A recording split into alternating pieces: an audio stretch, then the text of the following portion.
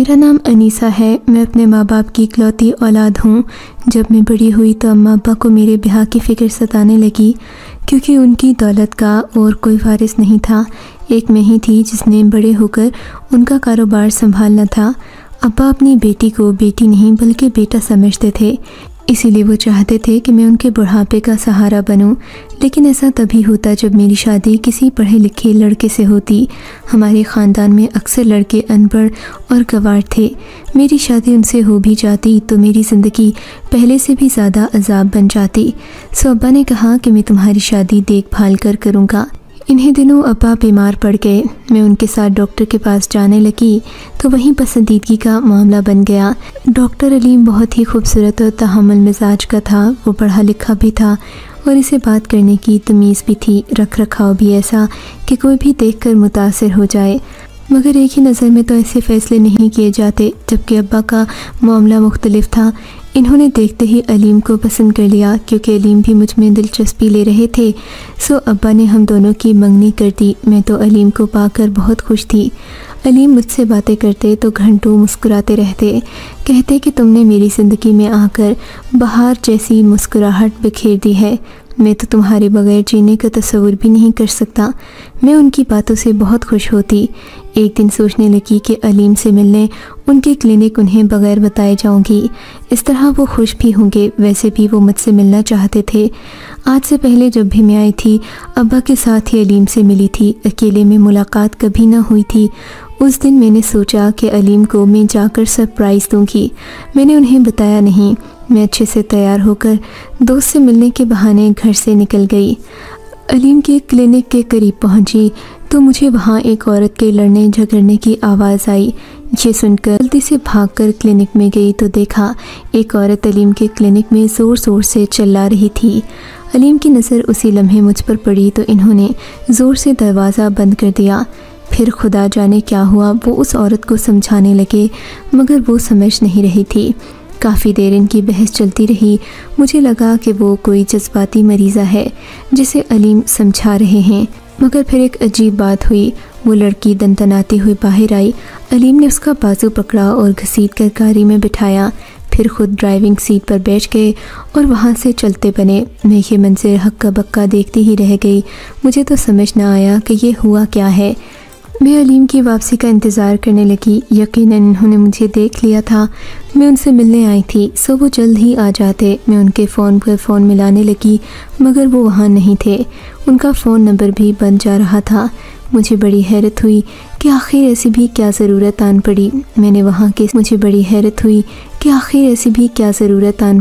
मैंने वहाँ के स्टाफ से पूछा कि ये औरत कौन थी तो कहने लगे हम भी इसे नहीं जानते। ये आज पहली मर्तबा आई है। इसने पर्ची भी नहीं बनवाई।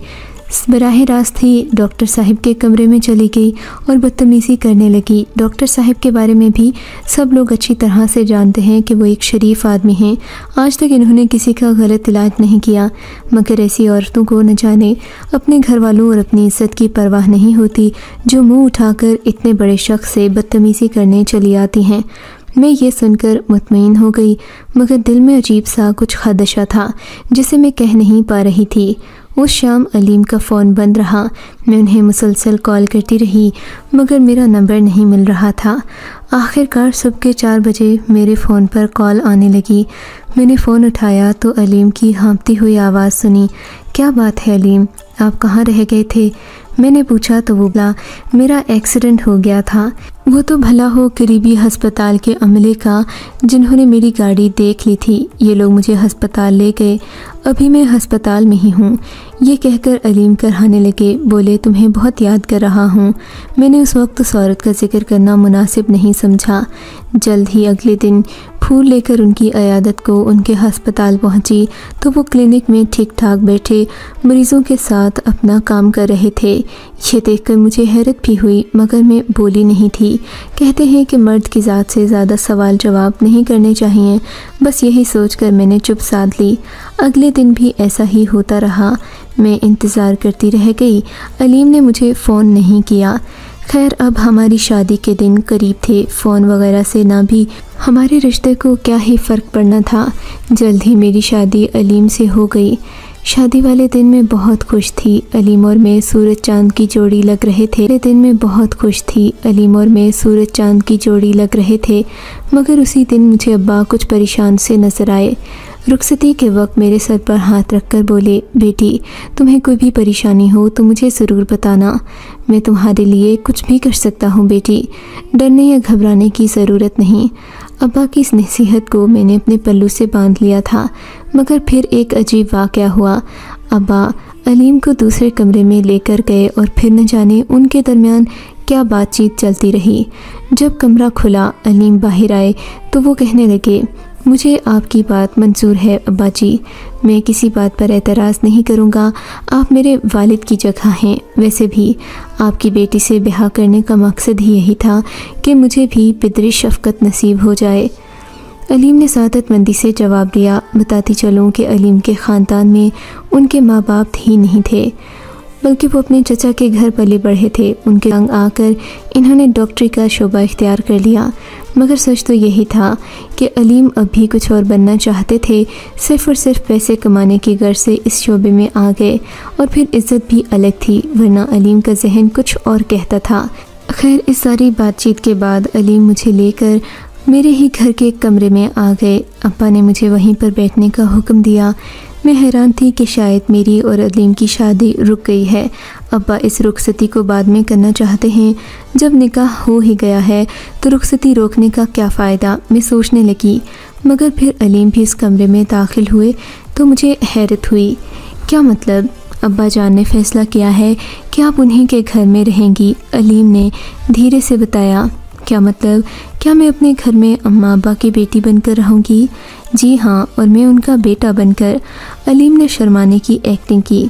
बस आपके माँ बाप चाहते हैं कि मैं घर दामाद बनकर यहाँ रहूँ कि उनकी एक ही बेटी है, वो आपके अलावा किसी पर भरोसा नहीं करते। फिर इन्होंने ये भी कहा कि जब मेरा आगे पीछे कोई नहीं, माँ बाप नहीं, बहन भाई नहीं, तो क्यों ना मैं आपसे ही आपके घर में आपके सब रिश्ते कबूल कर लूँ। वैसे भी मेरा रिश्ता आपके साथ जुड़ गया है, अब आपके बाकी रिश्ते भी मुझे कबूल हैं।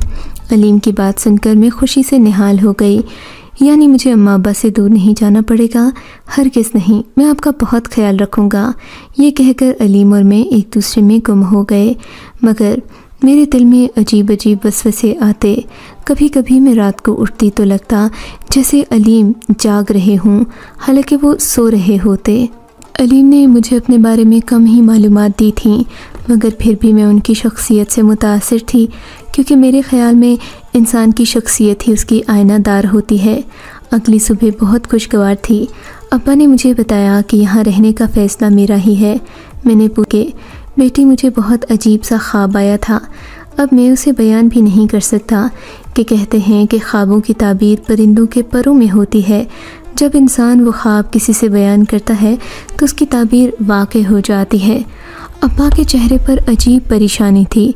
अब्बा एक रूहानी शख्सियत थे। वो हमेशा कोई ना कोई ख्वाब ऐसा देखते जिसका मतलब हकीकी ज़िंदगी में पूरा हो जाता था। मैंने अब्बा की परेशानी देखकर उनसे बहुत बार पूछा, अब्बा मुझे बता तो दें कि आखिर इस ख्वाब का मतलब क्या है और आप परेशान क्यों हैं? बेटी मैं तुम्हें कुछ भी नहीं बता सकता। हाँ, बस मैं तुम्हारे और अपने लिए दुआ करूँगा, अल्लाह हमारी ज़िंदगियों को सलामत रखे। मगर मुझे लगता है कि हमारा ख़ानदान में कोई दुश्मन है जो हमारे रिश्तों में दरार डालना चाहता है, तुम्हें और अलीम को अलग करना चाहता है। मैं तो बहुत घबरा गया हूँ। तुम मेरी इकलौती बेटी हो। मैं कभी तुम्हें खोने का तसव्वुर भी नहीं कर सकता। बेटी खुदारा अपना ख्याल रखना, बिला वजह लोगों पर भरोसा नहीं करना, अपने शौहर की बनकर रहो बस। ये कहकर अबू तो खामोश हो गए, मगर मेरे जहन में अजीबोगरीब ख्यालात आने लगे। आखिर अब्बू को ये सब अभी क्यों महसूस हो रहा है जबकि मेरी शादी अलीम से हुई। हालांकि अलीम बज़ाहिर बहुत अच्छे थे, मुझे उनसे कोई गिला नहीं था। अब्बा की इन्हीं बातों से मैं परेशान थी कि दरवाज़े पर दस्तक हुई और अलीम अंदर आ गए। वो बहुत खुश लग रहे थे। क्या हुआ इतनी खुशी? मेरे पूछने पर इन्होंने अपने हाथ आगे कर दिए जिसमें बहुत सारा सामान था। देखा तो वो बना बनाया खाना था। आज हम सब घर में पका हुआ खाना खाएंगे, मैं अपने पसंदीदा होटल से लाया हूँ। ये कहकर अलीम ने वो शॉपर मेरे हाथ में थमा दिए और बोले, जाकर जल्दी से खाना लगाओ, मैं भी फ्रेश होकर आता हूँ। ये सुनकर मैंने खाना लिया और अंदर किचन में चली गई। मुझे बहुत खुशी हुई कि मेरे शौहर को मेरा ख्याल है। खाने के दौरान अब्बा मुसलसल अलीम से सवाल जवाब करते रहे। अलीम उनके सवालों का जवाब देते, मगर मुझे अब्बा के रवैये से लगा जैसे वो अलीम पर शक कर रहे हों। अम्मा भी इस बात को अच्छी तरह महसूस कर रही थीं कि अब्बा का रवैया खाने के दौरान अजीब सा था। अब्बा की बातें भी ऐसा लगता जैसे किसी थाने में तफ्तीश कर रहे हों। खैर, मैंने और अम्मा ने उन्हें कुछ नहीं कहा। खाना ख़त्म हुआ तो अलीम ने मुझे कमरे में आने का इशारा किया। मैं गई तो उनको भी यही बात महसूस हुई थी। क्या तुम्हारे अब्बा को किसी ने परेशान किया है? अलीम ने पूछा तो मैंने नफ़ी में सर हिला दिया। अच्छा चलो, मैं तुम्हें और अब्बा को आइसक्रीम खिलाने ले चलता हूँ, रास्ते में बातें भी हो जाएंगी। तुम अब्बा से कहो कि वो भी हमारे साथ चलें। मैं तैयार हो गई थी। मैं और अलीम बाहर आ गए। अब्बा और अम्मा अपने कमरे में जा चुके थे। मैंने अब्बा और अम्मा को भी अपने साथ चलने का कहा तो अब्बा जान उदास लहजे में बोले, बेटा तुम भी मत जाओ, रात बहुत हो गई है, अभी आराम करो, सुबह चले जाना। ठीक है अब्बा, आप भी आराम करें। मैं ये कहकर रात हो गई, मगर अलीम ज़िद करने लगे कि मैं तुम्हें अभी आइसक्रीम खिलाने ले जाऊंगा, बाहर का मौसम बहुत अच्छा है। मेरा आइसक्रीम खाने का दिल तो नहीं चाहता था। खैर, हम लोग बाहर चले गए। खाने के बाद आइसक्रीम खाने का अक्सर दिल करता था, मगर मैं अब बदल चुकी थी, ऐसी चीज़ें पसंद नहीं करती थी। आइसक्रीम खाने से मना कर दिया। अली मुझे एक मिल्क शॉप की दुकान पर ले गए। उससे कहा कि अच्छा सा मिल्क शेक बनाओ, हम दोनों ने पीना है। थोड़ी देर में वो मिल्क शेक लेकर आया तो अलीम ने अपना मिल्क शेक उसी बच्चे को दे दिया। बोले कि ये दिन भर काम करते हैं, इन बेचारों को भी तो कुछ खाने पीने को मिलना चाहिए, मैं अपनी कुर्बानी दे देता हूँ। हमने एक ही गिलास में मिल्क शेक पिया। अलीम बहुत खुश हुए, बोले मुझे बस तुम्ही जैसी बीवी चाहिए थी। जज़ा तो जानती हो मेरा शोबा ही ऐसा है, दिन भर की थकन बीवी की मुस्कुराहट से ही दूर हो सकती है। अलीम की बात समझकर मैं मुस्कुरा दी। हाँ मैं जानती हूँ, और मैं भी आपके मिजाज को सारी ज़िंदगी समझते हुए गुजारूंगी, आपको कभी शिकायत का मौका नहीं दूंगी, बस मुझे तुमसे यही उम्मीद थी। ये कहते कहते अलीम सड़क के दूसरी पार देखने लगे और फिर जल्दी से उठकर बोले चलो हमें यहाँ से जल्दी चलना चाहिए, रात बहुत हो गई है। क्या हुआ अलीम, आप अचानक घर जाने का क्यों कह रहे हैं? मैंने घबराते हुए पूछा। बस कोई बात नहीं, मुझे वहाँ घबराहट हो रही है, हमें चलना चाहिए। ये कहकर अलीम गाड़ी में बैठ गए और स्पीड से गाड़ी आगे बढ़ाने लगे। मुझे हैरत थी कि आखिर अचानक भी ऐसा क्या हुआ कि अलीम ने गाड़ी दौड़ाना शुरू कर दी है। घर पहुंचकर इन्होंने सुख का सांस लिया। वो बार बार पीछे देखते, फिर दरवाज़ा खोलकर मुझे अंदर ले आए और बोले रात के इस वक्त जाना ख़तरनाक है, तुम तो जानती हो हर तरह के लोग बाहर घूमते फिरते हैं। तुम्हारे अब्बा सही कह रहे थे, मैं आइंदा तुम्हें बाज़ार लेकर नहीं जाऊंगा, तुम्हारे लिए घर में ही मिल्क शेक ले आऊँगा। तुम तो जानती हो तुम्हारी थोड़ी कमज़ोरी है, मैं चाहता हूँ कि तुम अच्छी सेहत बनाओ और फिर तुम मेरी बात मानोगी तो हमेशा सेहतमंद रहोगी। अभी अलीम बातें कर ही रहे थे कि मैं सो गई। मुझे गहरी नींद आई थी। आज तो मुझे ऐसी नींद आई कि सुबह 12 बजे आँख खुली, देखा तो अलीम घर पर नहीं थे। अम्मा अब्बा भी नाश्ता कर चुके थे। थोड़ी देर बाद मेरे कमरे का दरवाज़ा खटखटाया गया। मैं जाग चुकी थी मगर अभी बिस्तर से बाहर नहीं आई थी। अब्बा परेशानी से दरवाजे पर खड़े थे। क्या हुआ बेटी, तुम्हारी तबीयत तो ठीक है? अब्बा ने पूछा। जी अब्बा, मैं बिल्कुल ठीक हूँ, बस ज़रा सुस्ती सी थी। ये कहकर मैं उठी तो मुझे अपने जिस्म में दर्द सा महसूस हुआ और उल्टी आने लगी। मैंने फ़ौरन जाकर उल्टी की। मेरा जहन अजीब सा भारी हो रहा था। अब्बा परेशान होने लगे। मैं बाहर आकर सोफ़े पर बैठी। मेरा अभी भी सर चकरा रहा था। अम्मा और अब्बा दोनों ही परेशान हो गए। अब्बा कहने लगे कि मैं तुम्हें डॉक्टर के पास ले जाता हूँ। अम्मा बोली डॉक्टर के पास जाकर फ़ीस ज़ाया करने की क्या ही ज़रूरत है, हमारा दामाद भी तो डॉक्टर है, उसे ही फ़ोन करके बुला लें, वही बताएगा कि हमारी बेटी को क्या हुआ। ये कहकर अम्मा ने अलीम को फ़ोन मिलाया। अब्बा उन्हें रोकते रह गए। थोड़ी देर बाद अलीम घर में मौजूद थे। इनके पास छोटी छोटी किट्स मौजूद थीं। अलीम ने जल्दी से मेरा टेस्ट किया और बोले तुम्हारी तो शुगर बहुत ज़्यादा है, आखिर तुम ऐसा क्या खाती हो, तुम्हें एक ही रात में शुगर कैसे हो गई, कल तो तुम बिल्कुल ठीक ठाक थीं। अलीम मुझसे पूछने लगे मैं क्या जानूं, मैं तो हर वक्त आपके सामने ही रहती हूँ। मैं तो मीठा भी नहीं खाती। मेरी बात पर अलीम हंस पड़े। अरे मीठा खाने से शुगर नहीं होती, बाज़ मर्ज भी होता है, मगर बेटा हमारे ख़ानदान में तो कोई शुगर का मरीज़ नहीं है। अम्मा ने कहा तो अलीम खामोश हो गए। पता नहीं अम्मी जान, लेकिन ये घबराने वाली बात नहीं है। मैं इसकी शुगर का इलाज खुद करूँगा। मैंने अंकल की भी तो कितनी बीमारियों का इलाज किया है। आप फिक्र नहीं करें, सारा मामला मैं देख लूँगा। ये कहकर अलीम ने अम्मा अब्बा को तो मुतमईन कर दिया, मगर मेरा दिल परेशान था। इतनी सी देर में मुझे शुगर हो गई। काश पहले पता होता तो मैं एहतियात से काम लेती। मेरी परेशानी देखकर अलीम कहने लगे, अरे तुम फिक्र क्यों करती हो, जबकि तुम्हारा शौहर डॉक्टर है। मेरे पास कई ऐसे मरीज़ आते हैं जिनकी शुगर आखिरी स्टेज पर होती है, जबकि तुम्हारी तो अभी पहली स्टेज है। तुम एहतियात परहेज़ करोगी तो ठीक हो जाओगी। हाँ, लेकिन अगर तुमने परहेज़ नहीं की तो तुम्हारी ज़िंदगी चीरन हो सकती है। सो जो मैं कहूँ अब तुम वैसा ही करना। अपने किसी टोटके पर यकीन नहीं करना और ख़ुद से कोई इलाज नहीं ईजाद करना। उनकी बात सुनकर मैं सर हिला दिया। कल से तुम खाना नहीं खाओगी, मैं तुम्हारे लिए जापानी फल लाऊंगा, उससे तुम्हारी शुगर 7 दिनों में ही ठीक हो जाएगी। अलीम ने यह कहकर मुझे खुश कर दिया। क्या वाकई 7 दिनों में मेरी शुगर ख़त्म हो जाएगी? हाँ ना, देखो तुम्हें शुगर हुई भी तो जल्दी है। अब मैं तुम्हारा इलाज करूँगा तो जल्द ठीक हो जाएगी। एक गोली और एक फल तुम रोज़ खा लेना, उसके बाद देखना कि तुम्हारी ज़िंदगी में कितना मुस्बत असर पड़ता है। तुम दोबारा कभी शुगर का नाम नहीं लोगी। उनकी बात सुनकर मेरी परेशानी कम हो गई। उसी दिन अलीम मेरे लिए ढेर सारे जापानी फल ले आए। जापानी फलों को इन्होंने फ्रिज में रख दिया। बोले कि तुम सारा दिन यही खाना, रोटी में दरअसल शुगर ज़्यादा होती है, तुम वो खाओगी तो फिर से बीमार पड़ जाओगी। तुम तो जानती हो मैं तुम्हारा कितना ख्याल करता हूँ। अब मैं अलीम के कहने पर सुबह शाम जापानी फल खाने लगी, मगर मेरी हालत संभलने के बजाय और भी ज़्यादा बिगड़। मुझे बहुत ज़्यादा भूख लगती और नींद आती। मैं चाहकर भी अपनी आंख नहीं खोल पाती। रात होते ही मैं गहरी नींद सो जाती और सुबह पूरी भी नींद मेरी आंखों पर सवार रहती। मेरी परेशानी का अम्मा अब्बा को भी अंदाज़ा था, मगर वो जब भी कहते मैं उन्हें यही कह देती कि मेरा शौहर डॉक्टर है, वो कुछ ना कुछ इलाज कर ही लेगा, आप फिक्र नहीं करें। दिन इसी तरह गुजरते जा रहे थे। मेरी हालत बिगड़ती जा रही थी, यहाँ तक कि मैं सूख कर कांटा हो गई। अब मुझसे कुछ खाया भी न जाता। मैं खाना चाहती तो पेट में दर्द शुरू हो जाता। जबकि मैं देख रही थी आहिस्ता आहिस्ता अम्मा अब्बा की हालत भी बिगड़ रही थी।